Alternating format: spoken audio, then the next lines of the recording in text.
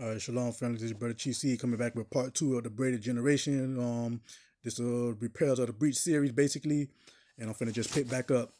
Therefore, hear, O Zion, the Most High trains his chosen from their youth, that their fire may be established before the battle, and the purity planted before the test. For the young rise by obedience, while the old stumble by tradition. The burden before the crown, the training of Zion in youth. For the Most High does not place crowns on the untested, nor scepters in the hands that have never trembled. Therefore he gives his chosen ones burdens in their youth, that the weight of righteousness may teach them early. Joseph learned betrayal before he learned rulership, that compassion might govern him more than vengeance. Moses learned exile before he learned deliverance, that humility might God the hand at God the hand at what excuse me that humility might guide the hand that would part seas.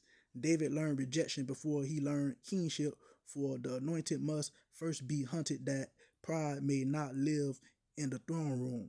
And Samuel learned to serve before he learned to speak, for prophetic authority grows strongest in those who sweep the floors of the sanctuary while others seek positions.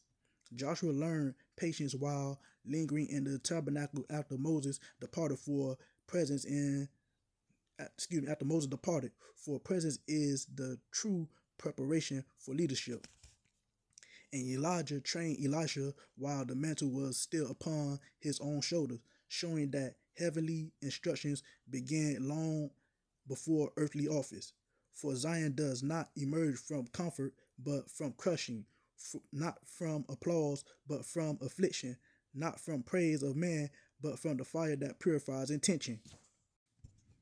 The Lord trains his youth in secret places where no eyes applaud and no voices affirm, that their devotion may be anchored in him alone. And when the adult excuse me, and when the adults grow dull, the young learn to see. When the elders grow slow, the young learn to hear. For the Most High uses the present weakness of one generation to sharpen the next. Nor is this a dishonor to the elders, but a mercy, that they may be stirred by the zeal of the young and remember the flame they once carried. For David strengthened Saul's kingdom even while Saul misread him, and Nephi strengthened Lehi's household even while his older brothers despised him. Thus the young stand in obedience, while the old stand in memory, and the Lord weaves both into one fabric when humility is present on both sides. And Zion learns this mystery early, that suffering is not punishment but preparation, and early trials are not abandonment but appointment. Therefore the young bear heavy yokes, not because they are strong, but because the Most High is shaping strength in them, that the crown may rest securely on a tested soul. Section 3. The generation tension, honor without compromise. And it came to pass that conflict rose, not because the young were prideful, nor because the elders were evil, but because the word refined both generations at once. For when the spirit breathes fresh fire, the youth feel it first, and when the spirit recalls ancient path, the elders remember more deeply. Thus the two winds meet in the valley of decision. Saul feared David, not for rebellion, but because the spirit had departed from him and rested upon the young.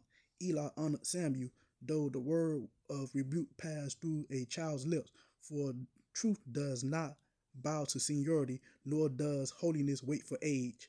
Laman and Lemuel despised Nephi, for the younger brother outheard them, outtrusted them, and outobeyed them. Yet Nephi bowed before their birthright and lifted no hand against their authority.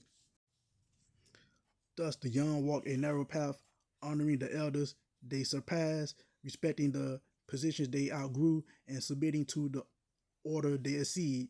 For the Spirit does not teach rebellion, but courage, not arrogance, but access, not disrespect, but discernment.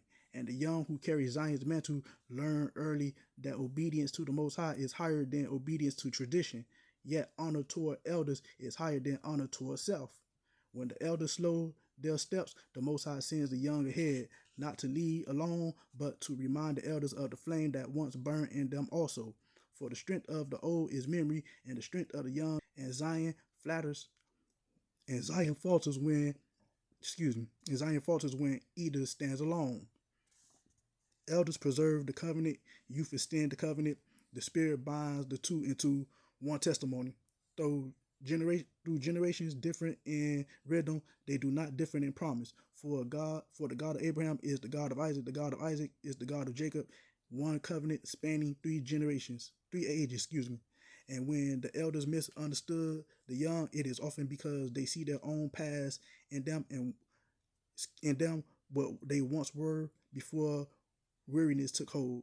And when the young misunderstand the elders, it's often because they see their future in them, what they may become if humility departs. Therefore, the Lord teaches both alike, chastening the elders through the clarity of youth, and chastening the youth through the wisdom of elders. For the young carry the fire, but the elder carry the oil. Without the fire, the lamp is cold, and without the oil, the flame cannot endure. Zion is revealed when the young bow to honor without losing conviction, and the elders bow in humility without losing dignity. Thus Nephi follow Lehi, and thus Nephi follow Lehi through Lehi lean on Nephi's faith, and Joshua followed Moses, though Moses leaned on Joshua's strength. And Christ himself, though he surpassed all men, submitted to John the Baptist that righteousness might be established in order and humility revealed in power. Therefore let no one despise elders, and let none despise youth. For Zion, the old dream dreams, the young see visions, and together they form the house of Yah. Part 4, the fire and the foundation, how the Most High braids generations into one Zion. And the Lord said, the fire of the young and the foundation of the old are not enemies, but companions, for only together do they form the dwelling place of my glory. For the youth kindle zeal, and the elders preserve truth. The youth run swiftly, and the elders walk surely. And when they move as one, Zion advances with strength and wisdom. Moses bore the foundation, but Joshua carried the fire. Moses knew the mountain, but Joshua knew the battlefield, and the Lord used both to establish his people in promise. Lehi carried the memory of Jerusalem, but Nephi carried the vision of the promised land. The father held the past, the son embraced the future, and the word stood secure between them. And Alma, the elder, planted the church, but Alma, the younger, expanded it. The first restored order, the second restored fire. And the Spirit testified that both were chosen. For the Lord teaches us by pattern that generations are not rivals, but reflections, each revealing the side of his nature the other lacks. The elders anchor Zion when storm arrives, for they know the faithfulness of God from years of endurance.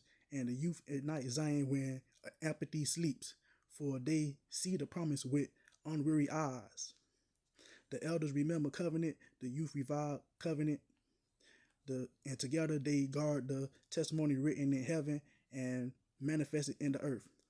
The old dream dreams to recall what God said, the young see visions to reveal what the Most High is doing, and the Spirit interprets both, uniting revelation across generations.